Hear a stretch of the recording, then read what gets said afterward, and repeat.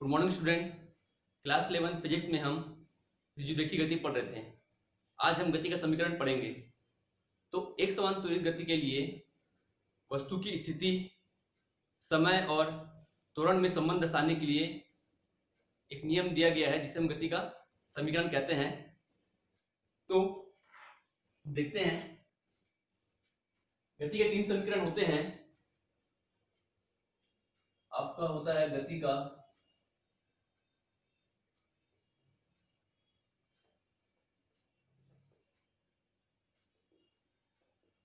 पहला समीकरण और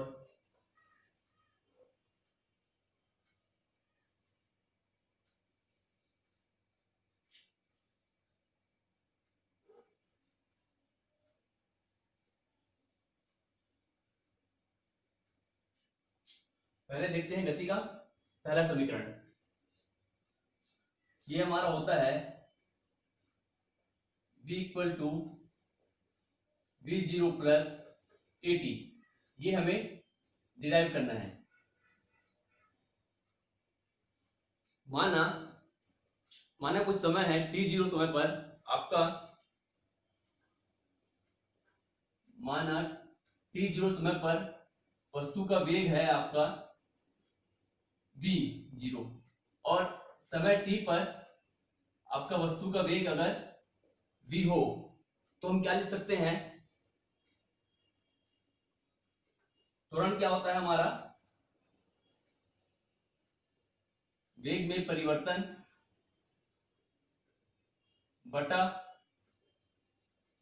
समय। त्वरण को हम शो करते हैं ए से। वेग में परिवर्तन क्या होगा? अंतिम वेग और माइनस प्रारंभिक वेग। ये हमारा अंतिम वेग होगा, ये हमारा प्रारंभिक वेग होगा। तो हम इसे लिख सकते हैं त्वरण में परिवर्तन v minus we zero upon समय t माइनस जीरो। तो t माइनस जीरो को हम इस प्रकार भी लिख सकते हैं या फिर डायरेक्ट t भी लिख सकते हैं। तो हमारा होगा a इक्वल टू क्या होगा? v minus we zero upon t। तो यहां से हम v का वैल्यू निकाल लेंगे। तो ये हमारा होगा a t equal to v minus we zero और v इक्वल टू प्राप्त होगा हमें v zero plus a t. तो इस प्रकार हम गति का प्रथम समीकरण प्राप्त करेंगे, जहां v अंतिम वेग है, v जीरो प्रारंभिक वेग है, a त्वरण और t आपका समय है। दूसरा हम निकालेंगे गति का दूसरा समीकरण फाइंड करेंगे। ये होता है हमारा s इक्वल टू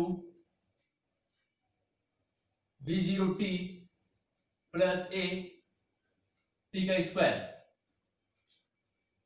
इसे हमें डिराइव करना है। हम जानते हैं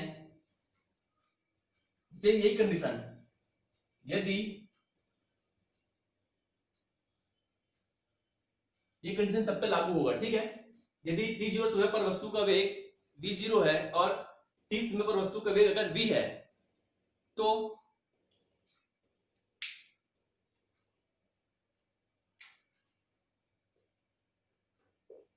यदि t जीरो पर वस्तु का वेग जो है आपका v जीरो और t समय में वस्तु का वेग जो होगा आपका v है, तो हम क्या लिख सकते हैं?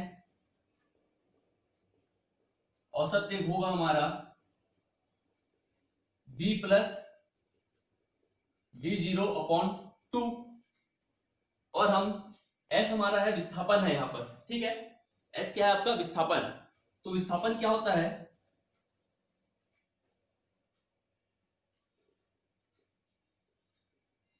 कुल विस्थापन क्या होता है हमारा?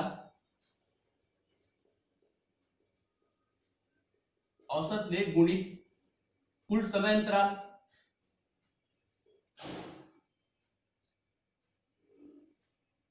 औसत वेग गुणा कुल समय अंतराल लिख देता हूं, समय अंतराल।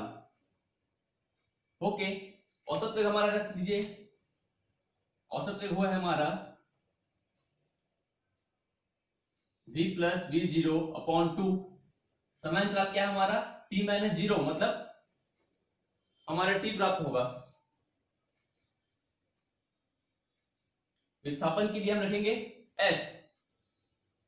यहां पर हम देखते हैं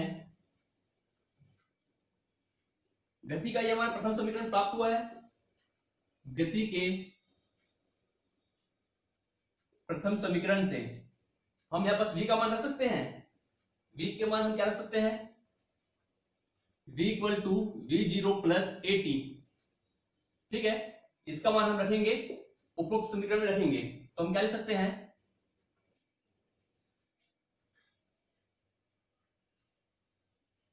इसका मान हम यहां रख रहे हैं। ओके, री की जगह हम क्या लिख सकते हैं इसको, we zero plus a t upon to, sorry we zero plus a T plus we zero into हमारा टी। यहां से देखिए एस इक्वल टू क्या प्राप्त होगा हमें, वी जीरो और वी जीरो टू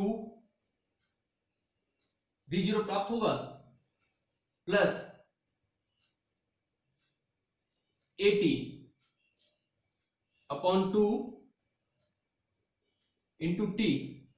यहां से हम दो और ये दो कट जाएगा, तो हम क्या लिख सकते हैं इसको, वी जीरो प्लस 80/2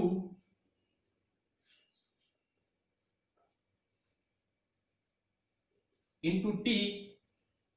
ये हमें प्राप्त हो जाएगा, टी का गुण अंदर कर देंगे तो v zero T plus a t का square upon two. Okay, s हमें मिलेगा वी जीरो, टी का गुण अंदर होगा तो टी प्लस ए, ये टी और टी कितना हो जाएगा, टी स्क्वायर अपॉन टू। ये हुआ हमारा गति का दूसरा समीकरण का स्थापना की हम। ओके, सिंपल से यहां पास हमें इस वाले फॉर्मूला को हमें ध्यान रखना है। ये एक चीज हो गया, और आपका दूसरा ये गति का जो प्रथम समीकरण है, इसे हम ध्यान देंगे। ठीक है, तीसरा हम फाइंड करेंगे, लिखेंगे गति के द्वितीय समीकरण। ये होता है हमारा वी स्क्वायर बराबर वी जीरो का वर्ग plus 2as। Okay, same condition रहेगा, टी जीरो समय पर यदि वस्तु का वेग v जीरो है और t समय पर वस्तु का वेग यदि v है, तो हम क्या लिख सकते हैं, गति के प्रथम समीकरण से क्या होता है, v equal to we zero plus a t. यहां पास से हम t का मान निकाल सकते हैं,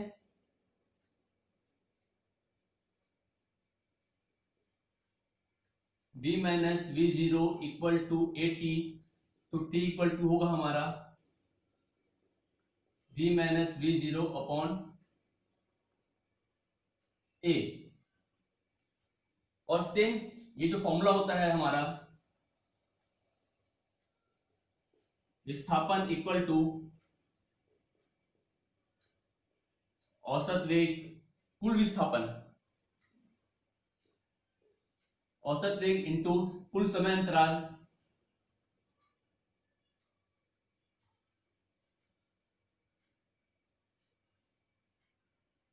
रख दीजिए मान।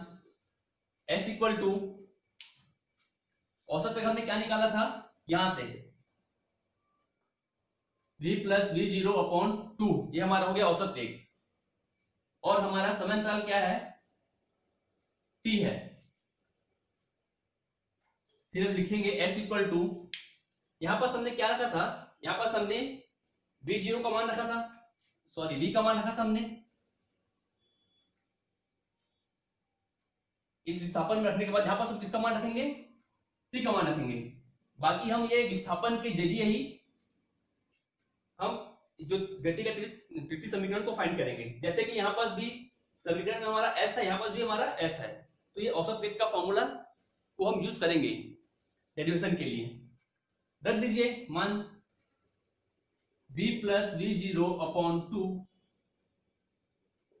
इंटू, इसका मान रख दीजिए v minus v0 upon a। देखिए क्या होता है, a plus B a minus B, इसे हम लिख सकते हैं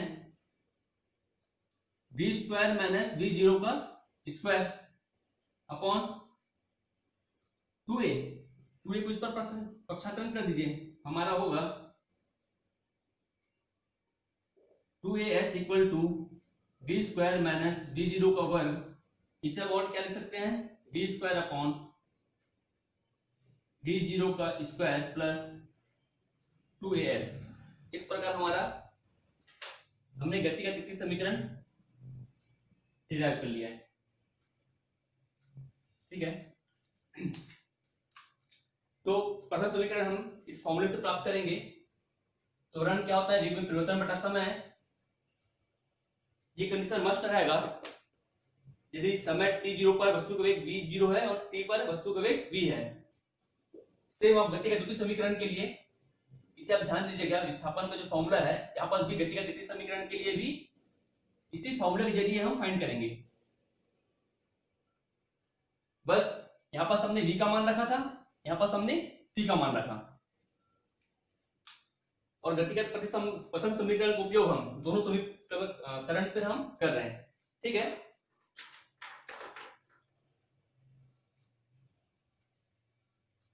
उतार लीजिए, या आप स्क्रीनशॉट लेना चाहेंगे तो स्क्रीनशॉट भी ले सकते हैं।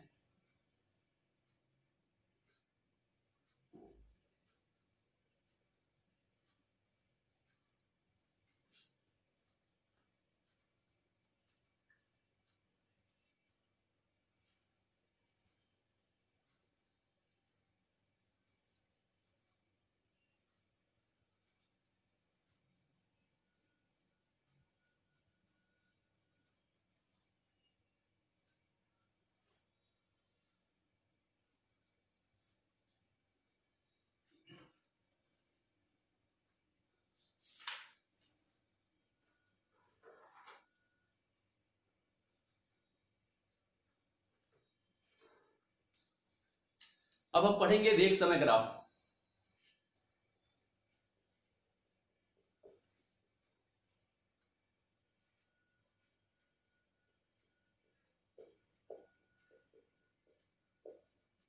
और इसी वेग समय ग्राफ के जरिए ही हम गति का प्रथम समीकरण जो था, जो तीनों समीकरण जो थे उसे हम ग्राफ के जरिए फाइंड करेंगे। ठीक है, तो ये जो वेग समय ग्राफ जो है ये आपका तीनों समीकरण को फाइंड करने के लिए इसी ग्राफ का यूज होगा, और इसमें जो फॉर्मूला जो प्राप्त होगा उसका यूज होगा। वेग समय ग्राफ मतलब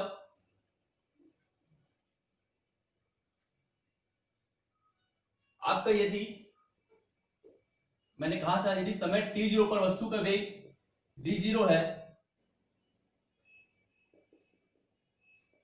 और t समय पर वस्तु का वेग v है, तो हम कैसे लिख सकते हैं, ये हमारा होगा समय, ये हमारा होगा वेग,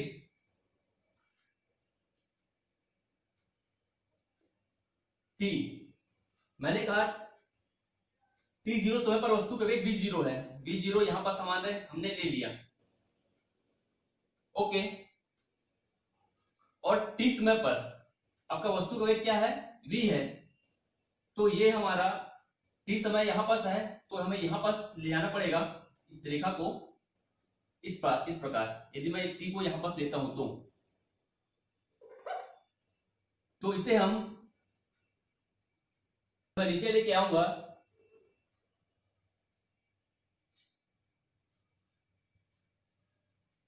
तो हमें ये क्या फाइंड होगा, यहाँ पर v फाइंड होगा, ये v0, इसे नाम हम दे सकते हैं a b और ऐसा करके ये हमारा c। ओके, तो ये हमारा vt ग्राफ है। तो ये वेग है और ये हमारा t है, समय है। तो ये हमारा क्या हो जाएगा, ये जो एक हमें प्राप्त होगा, यहां तक v0 है, यहां तक v है, तो हम इसे क्या लिख सकते हैं, v माइनस v0 लिख सकते हैं। और वेग में परिवर्तन जो हुआ, ये जो हमारा जो रेखा है, ये हमारा क्या कहलाएगा, त्वरण कहलाएगा। तो हम a का मान क्या लिख सकते हैं, a इक्वल टू हम लिखते हैं वेग में परिवर्तन बटा समय, a इक्वल टू क्या हो गया, v minus v0 upon t। तो हम क्या फाइंड कर लेंगे, यहां से हमें मिलेगा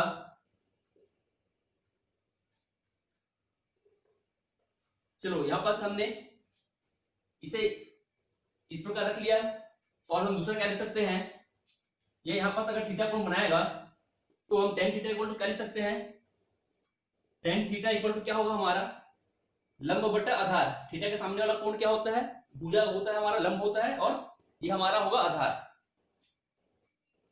लंब बटा आधार। लंब क्या है हमारा BC,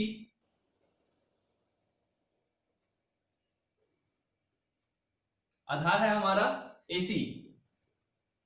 तो हम इसे क्या लिख सकते हैं, BC का मान है v upon tan theta equal to v minus v0, और AC का मान क्या है हमारा, ये हमारा t है। ठीक है, इसे हम कुछ और नाम दे देंगे, d नाम दे देते हैं, लेकिन यहां से यहां तक हमारा क्या है, हमारा t है, तो हम लिखेंगे इसे t। तो देख लो समीकरण 1 और समीकरण 2 से हम क्या लिख सकते हैं, समीकरण 1 एवं 2 से हम क्या लिख सकते हैं, a equal to tan theta. a का जो मान है हमें टेन थीटा प्राप्त होगा। इसे आप याद रखिएगा, इसे हम गति के तृतीय समीकरण के समय यूज करेंगे। ओके, और ये आपका डायग्राम भी इसी का उपयोग हम करेंगे आपका ग्राफ के जरिए गति का तीनों समीकरण फाइंड करने के लिए। इस डायग्राम का हम यूज करेंगे।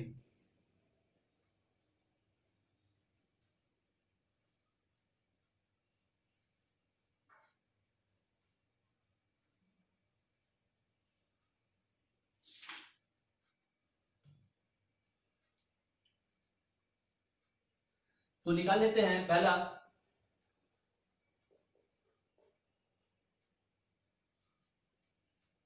आपका यहाँ पर डायग्राम बना देते हैं पहले।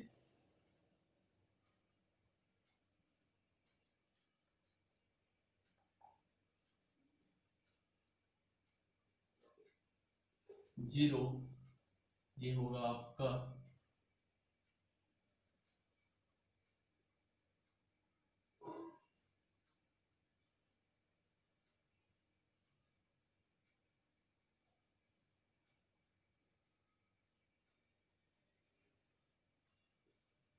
थीटा, ये हुआ v0, ये हुआ v, ये होगा हमारा वेग, ये होगा हमारा समय, इसे हमने नाम दिया o, इसे हम नाम दे रहे हैं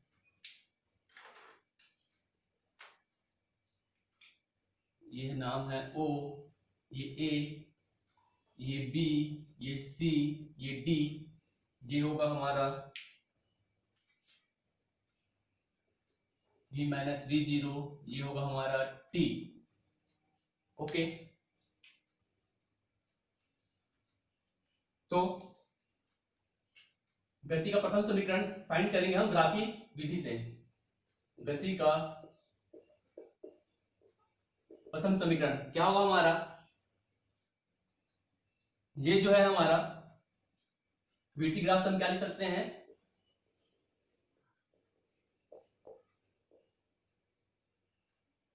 ए इक्वल टू क्या होगा हमारा BC अपॉन AC। तो ए इक्वल टू क्या है, BC का मान है हमारा V minus V0 upon AC का मान क्या है हमारा T है। तो फाइंड होगा हमें AT equal to V minus V0 और V इक्वल टू प्राप्त होगा हमें V0 प्लस AT। ये हमारा हुआ गति का प्रथम समीकरण, यहां से फाइंड। ठीक है, वैसे ही हम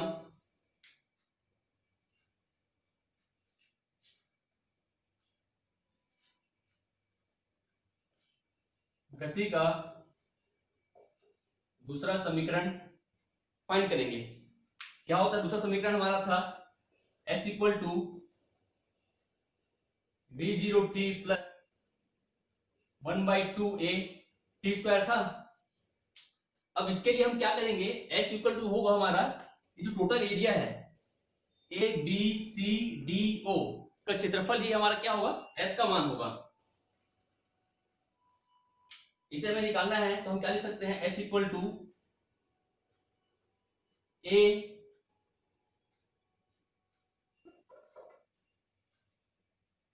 B C D O का क्षेत्रफल। ओके, तो इसे हम ABCDO को हम क्या लिख सकते हैं,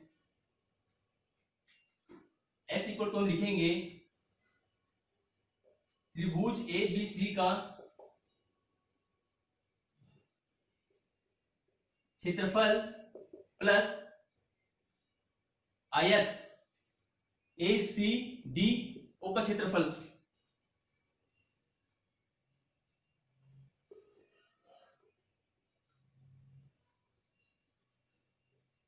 ACDO का एरिया।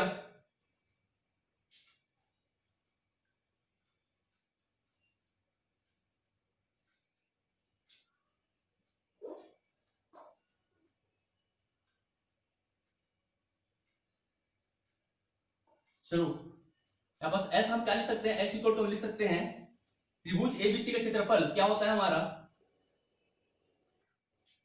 ABC का क्षेत्रफल क्या होगा 1/2 आधार गुणित ऊंचाई। आधार हमारा है AC है, ऊंचाई हमारा क्या है BC है। ठीक है, प्लस आयत ACDO का क्षेत्रफल क्या होता है हमारा लंबाई गुणित चौड़ाई। मतलब हम क्या लिखेंगे AC बटा CD, AC इंटू CD होगा। मान रख दीजिए क्या आएगा हमारा 1/2। AC का मान क्या है, AC का मान है हमारा T और BC का मान क्या है, BC है हमारा B minus V0। Okay, plus चतुर्भुज के लिए देखते हैं हम, ये होगा हमारा AC है हमारा, फिर से हम लिखेंगे T इंटू CD हमारा क्या है V0 है। ये मान हमारा क्या प्राप्त होगा, ये मान है हमारा V0। ओके, तो हम इसे लिख सकते हैं T इंटू V0। यहां से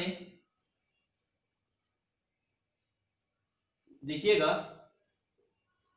जो V0 है इसे हम क्या लिख सकते हैं,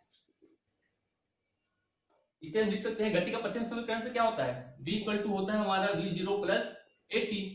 तो V माइनस V0 को हम क्या लिख सकते हैं AT लिख सकते हैं। तो यहाँ पास AT रखेगा, यहाँ पास हम रखेंगे। ठीक है, V अपॉन V0 का मान हम रखेंगे V माइनस V0 का। तो इसे हम लिख सकते हैं 1/2, ये हमारा T है, T इसका मान रख लेते हैं हम V0 की जगह हमने क्या रखा AT रखा, प्लस V0t। तो S इक्वल टू क्या प्राप्त होगा हमें 1/2 A T का square plus we zero T. ठीक है, तो गति का सेकंड से विकर्ण हमें फाइंड हो गया है। इसे हम लिख सकते हैं v minus we zero equal to A T. Okay, इसे और अच्छे से क्या लिख सकते हैं, s equal to we zero T plus 1/2 a T का स्क्वायर। तो हमने क्या किया, इसके लिए सिंपल सा त्रिभुज ए बी सी का क्षेत्रफल और इसका क्षेत्रफल पूरा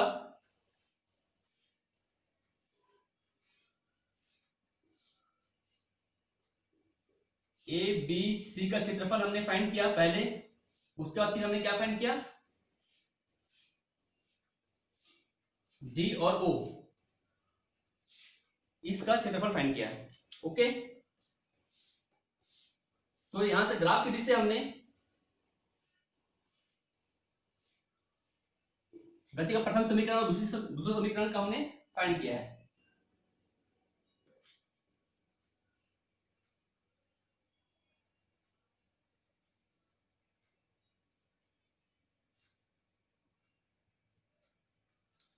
वैसे हम क्या फाइंड करेंगे, गति का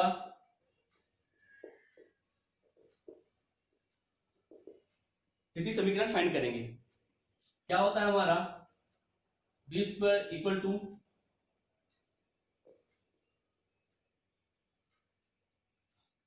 ठीक है, इसके लिए भी हम क्या लिखेंगे, एस जो है विस्थापन क्या है हमारा, टोटल एरिया होगा, ये होता है हमारा S equal to A B C D O का क्षेत्रफल।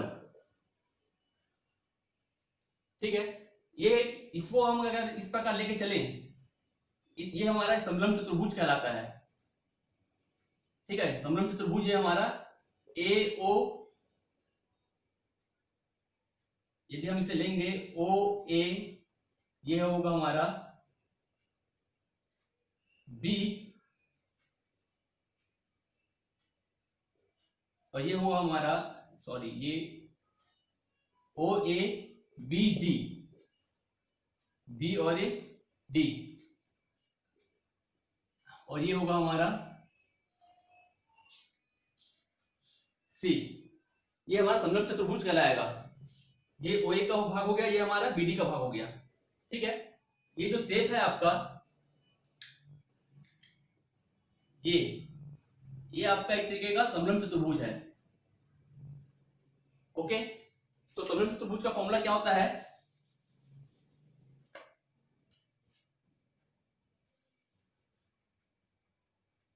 एस इक्वल टू होगा हमारा समलंब चतुर्भुज ओ ए बी डी का क्षेत्रफल। इसे हम क्या लिख सकते हैं, क्या होता है हमारा 1/2 दोनों भुजाओं का योग, समलंब भुजा का योग, समलंब भुजा का योग प्लस क्या होता है आपका होता है ऊंचाई। ऊंचाई हमारा ये होगा, टी होगा। ठीक है, तो समलंब भुजा कौन सा है हमारा, 1/2 ओ ए प्लस बी डी, ये हमारा समलंब भुजा होगा, दोनों पैरेलल भुजा है। पास गुणा होगा, ऊंचाई है हमारा ओडी, या ओडी को हम क्या लिख सकते हैं, एसी लिख सकते हैं। ठीक है, ये हमारा ऊंचाई है बीच वाला। रख दीजिए मान 1/2 इंटू ओ ए का मान क्या है, ओ ए का मान होगा हमारा B0, BD का मान हमारा है, BD क्या है हमारा, BD यहां से यहां तक B का मान है, B और D, तो मैं B minus V0 plus V0 करूंगा तो क्या आएगा हमारा B प्राप्त होगा। और AC को मैं क्या लिख सकता हूं, AC को मैं लिख सकता हूं, ये हमारा वो आधार, आधार क्या होगा फिर हमारा, ये हमारा वो कर्ण, कर्ण क्या होता है हमारा, लंब बटा आधार होता है, तो आधार हमारा क्या होगा, लंब बटा होगा हमारा कर्ण। ओके, तो आधार को मैं क्या लिख सकता हूं, इसको मैं लिख सकता हूं BC बटा AB। Okay, 1/2 into V0 plus B। BC का मान क्या है हमारा B माइनस V0, AB का मान क्या है हमारा A। तो देख लीजिए 1/2 V0 प्लस B और B माइनस V0, इसे हम क्या लिख सकते हैं B स्क्वायर माइनस V0 का स्क्वायर और बटा आपका A, यहां पर हमें प्राप्त हुआ S। तो S क्या मिलेगा हमें, 2AS इक्वल टू B का स्क्वायर माइनस V0 का स्क्वायर। यहां से हम क्या निकाल लेंगे, B का स्क्वायर इक्वल टू V0 का स्क्वायर प्लस 2AS। ठीक है, यहां पर बस ध्यान देने वाली बात है, AC जो हमें मिलेगा, AC को हम क्या लिखेंगे, AC इक्वल टू हम क्या लिख सकते हैं, AC है हमारा आधार, लंब क्या है हमारा,